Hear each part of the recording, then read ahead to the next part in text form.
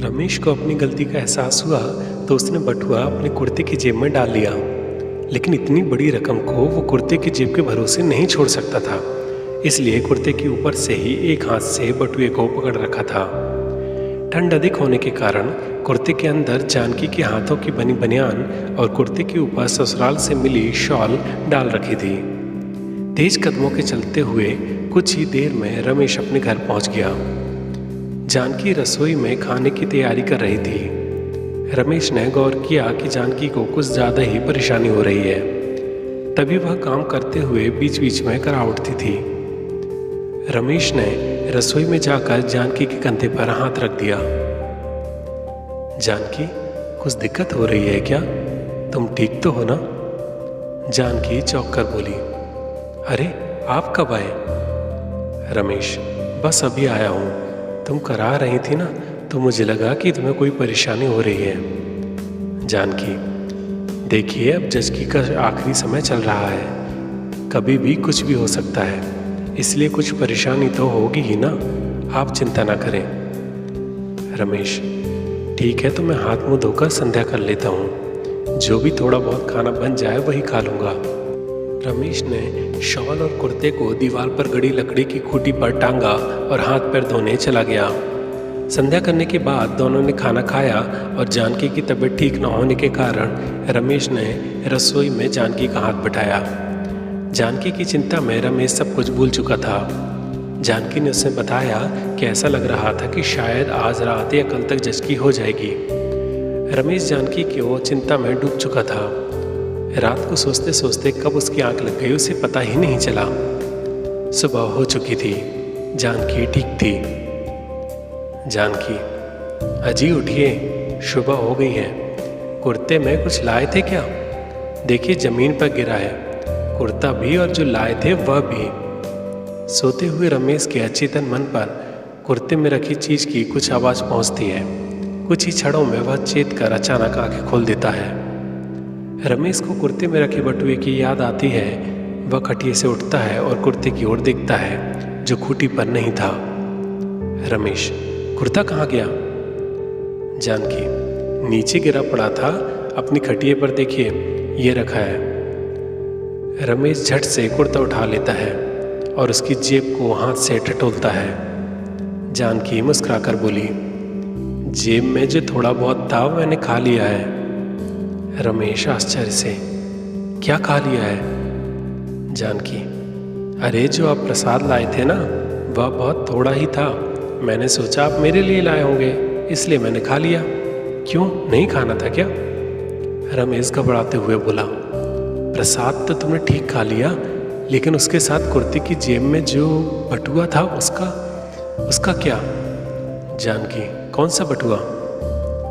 रमेश, देखो, मजाक करने का वक्त नहीं है। एक मोटे कपड़े और जूट का छोटा सा बटुआ था, वह कहाँ गया?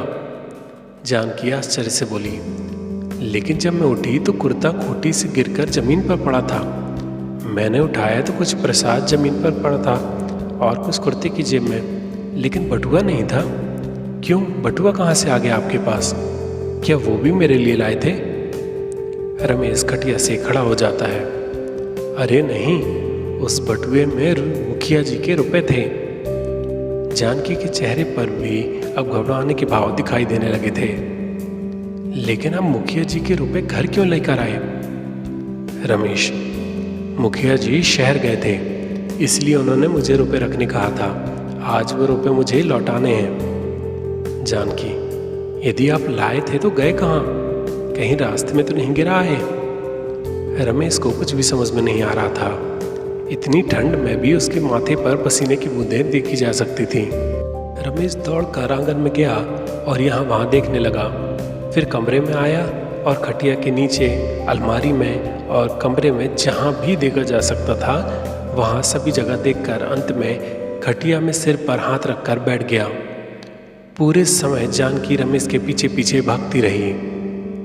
जानकी, अब क्या होगा? यदि बटुआ नहीं मिला तो क्या वो रुपए आपको देने पड़ेंगे? रमेश ने जानकी को घूर कर देखा। तुमको पता भी है उसमें कितने रुपए थे? जानकी, कितने रुपए थे? 10, 15 या 20 रुपए थे क्या? हे भगवान, क्या पूरे महीने भर की कमाई के 20 रुपए थे? रमेश, जानकी उसमें 425 रुपए थे। रमेश हाथ अपने माथे पर मार देता है। जानकी, 425 रुपए? रमेश, हाँ 425 रुपए। यदि नहीं मिले ना तो हम सब कुछ बेचकर भी नहीं चुका पाएंगे। अरे चुकाना तो दूर, मुखिया अपनी भरी बंदूक मेरी छाती पर खाली कर देगा। जानकी घबरा कर अपना पेट पकड़ लेती है।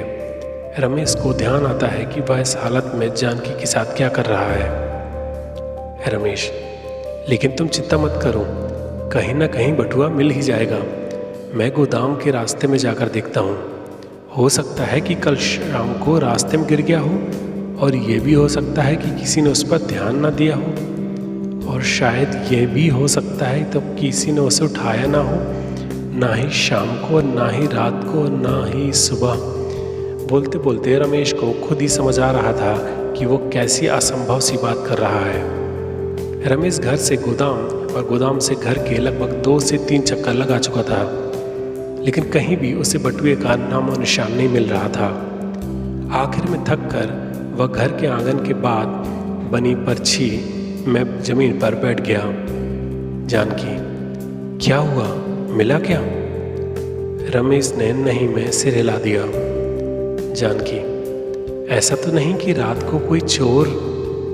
रमेश जानकी की ओर देखता है। जानकी, मैं इसलिए सोच रही थी क्योंकि कुर्ता नीचे पड़ा हुआ था और बटुआ गायब।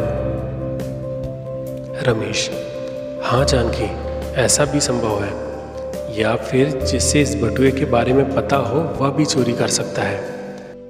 जानकी, और किस किस को पता था इस बटुए के बारे में? रमेश, गोदाम के कर्मचारियों में 2 लोगों को पता था, लेकिन वे ऐसा कुछ नहीं कर सकते क्योंकि उनसे मेरी क्या दुश्मनी हो सकती है।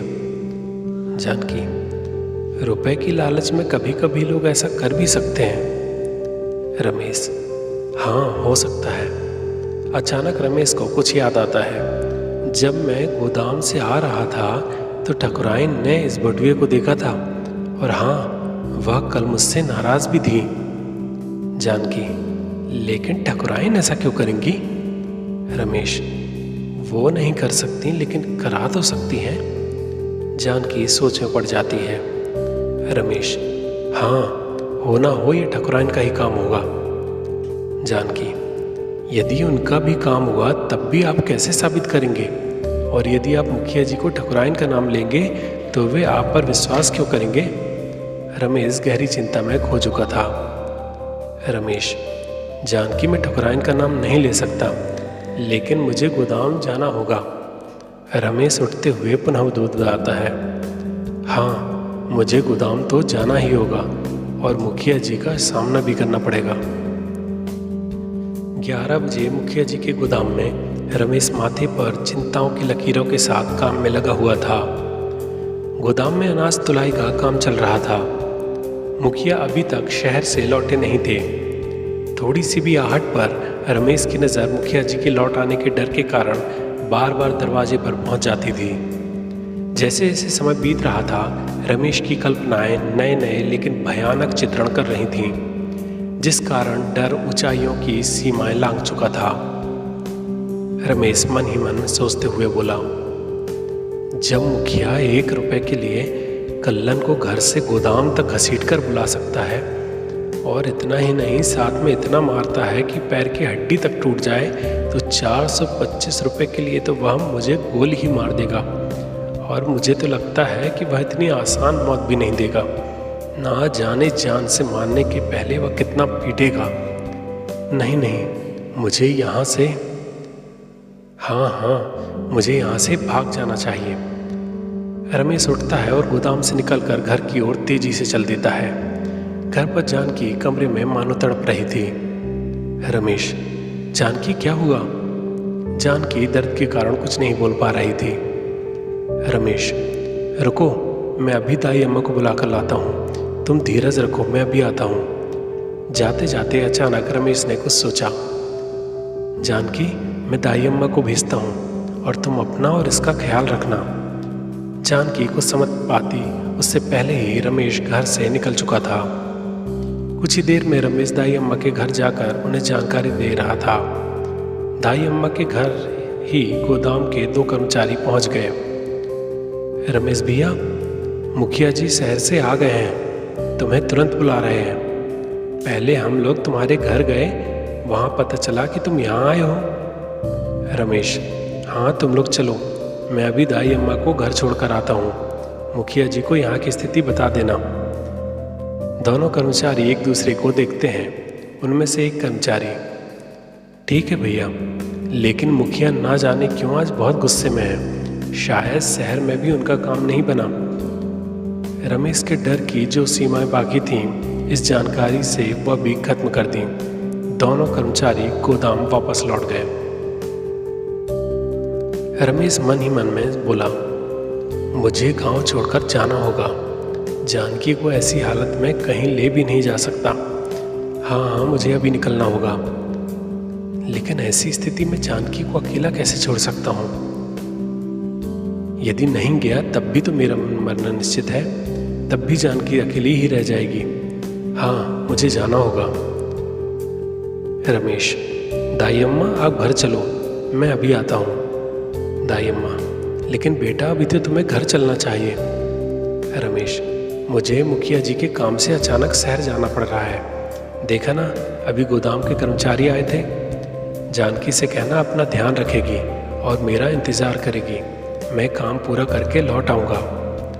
रमेश दाई अम्मा को घर के रास्ते में छोड़कर गांव से बाहर जाने वाले रास्ते पर मानो दौड़ पड़ा।